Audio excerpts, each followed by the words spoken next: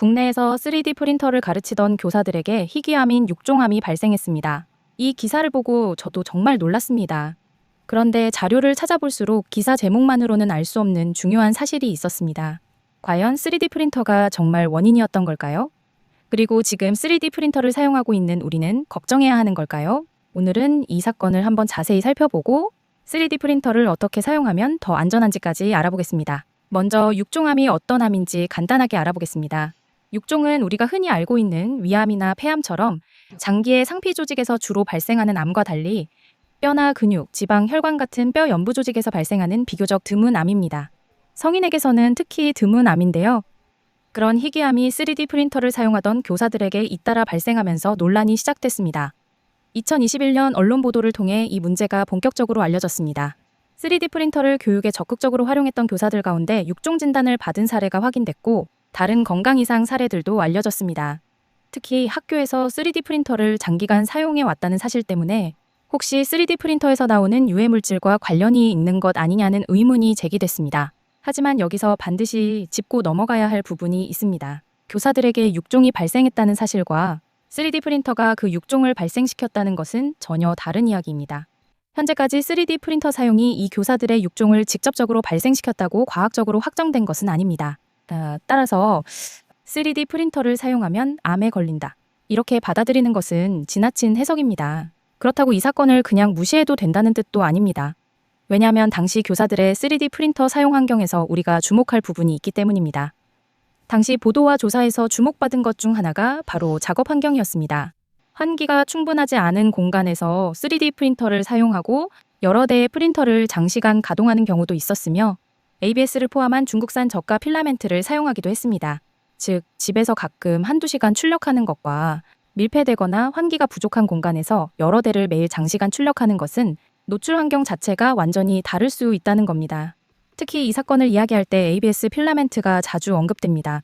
FDM 방식의 3D 프린터는 필라멘트를 높은 온도로 녹여서 출력하는데 이 과정에서 눈에 보이지 않는 초미세입자와 휘발성 유기화합물 VOC가 발생할 수 있습니다. 그리고 어떤 물질이 얼마나 발생하는지는 필라멘트의 종류와 첨가제, 출력 온도 같은 여러 조건에 따라 달라질 수 있습니다. ABS에서는 대표적으로 스티렌 같은 VOC가 발생할 수 있고 일반적으로 PLA보다 배출에 더 주의할 필요가 있습니다. 그렇다고 ABS를 한번 사용했다고 위험하다 또는 ABS를 사용하면 암에 걸린다는 뜻은 아닙니다. 결국 중요한 것은 얼마나 많이, 얼마나 오래 노출되느냐, 그리고 어떤 환경에서 사용하느냐입니다. 조금 익숙한 예를 들어볼까요? 우리가 집에서 생선을 굽거나 고기를 구울 때도 연기와 미세입자, 여러 기체상 물질이 발생합니다. 그렇다고 생선을 한번 구워 먹었다고 바로 건강에 문제가 생긴다고 생각하지는 않죠. 대신 연기가 방 안에 계속 쌓이지 않도록 창문을 열거나 환풍기를 사용합니다. 3D 프린터도 비슷한 관점에서 접근하면 이해하기 쉽습니다. 무조건 두려워하기보다는 출력 과정에서 물질이 발생할 수 있다는 사실을 알고 쌓이지 않도록 환기하고 노출을 줄이는 것이 중요합니다. 저는 여기서 가장 중요한 이야기가 시작된다고 생각합니다. 공포는 문제를 해결해주지 않습니다. 정확한 정보를 알고 안전하게 사용하는 것이 가장 좋은 해결책입니다. 그렇다면 3D 프린터를 어떻게 사용하면 조금 더 안전할까요? 제가 생각하는 방법은 크게 5가지입니다. 첫 번째, PLA부터 시작하기. 특별히 ABS가 필요한 상황이 아니라면 입문자는 PLA부터 사용하는 것을 추천합니다. 물론 PLA라고 해서 아무것도 배출하지 않는 것은 아닙니다. 하지만 일반적으로 ABS에 비해 배출에 대한 부담이 상대적으로 낮은 편이기 때문에 처음 시작하기에는 좋은 선택입니다. 두 번째, 환기하기. 제가 가장 중요하게 생각하는 건 환기입니다. 출력하는 공간에 창문을 열거나 가능하다면 공기가 실외로 빠져나갈 수 있도록 환기해주세요. 특히 장시간 출력한다면 더 신경 쓰는 것이 좋습니다.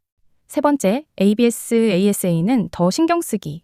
ABS나 ASA처럼 높은 온도에서 출력하는 소재를 자주 사용한다면 가능하면 프린터를 챔버 안에 넣고 더 신경 쓰고 싶다면 덕트를 이용해 공기를 외부로 배출하는 방법도 있습니다. 네 번째, 출력 중에는 너무 가까이 있지 않기. 출력이 잘 되고 있는지 확인한 뒤에는 굳이 몇 시간 동안 프린터 바로 옆에 앉아 있을 필요는 없습니다. 가능하다면 생활공간이나 장시간 머무르는 자리와 조금 떨어진 곳에 프린터를 두는 것도 좋은 방법입니다. 다섯 번째, 필터 활용하기. 환경에 따라 헤파 필터나 활성탄 필터를 활용하는 방법도 있습니다. 헤파 필터는 입자 제거에, 활성탄은 일부 기체상 오염물질을 줄이는 데 도움을 줄 수 있습니다. 다만 필터 하나만 설치하면 모든 문제가 해결된다고 생각하기보다는 환기와 거리 확보 같은 기본적인 방법과 함께 사용하는 것이 좋습니다. 이번 사건은 3D 프린터를 무조건 두려워해야 한다는 이야기도 아니고 반대로 아무 문제도 없다고 넘길 일도 아닙니다. 저는 이 사건을 보면서 3D 프린터를 더 안전하게 사용하는 방법을 알려야겠다라는 생각이 들었습니다. 3D 프린터는 생각한 것을 실제 물건으로 만들어낼 수 있는 정말 매력적인 도구입니다. 그래서 저는 이 좋은 도구를 막연히 두려워하기보다는 제대로 알고 조금 더 안전하게 사용했으면 좋겠습니다. 앞으로도 이 채널에서는 막연한 공포를 전달하기보다는 실제로 도움이 되는 정보와 안전한 사용 방법을 계속 알려드리겠습니다. 3D 프린터는 위험해서 피해야 하는 장비가 아니라 안전하게 사용할 줄 알아야 하는 장비입니다. 여러분은 어떤 환경에서 3D 프린터를 사용하고 계신가요? 여러분만의 환기 방법이나 안전하게 사용하는 팁이 있다면 댓글로 공유해주세요. 영상이 도움이 되셨다면 구독과 좋아요도 부탁드립니다. 감사합니다.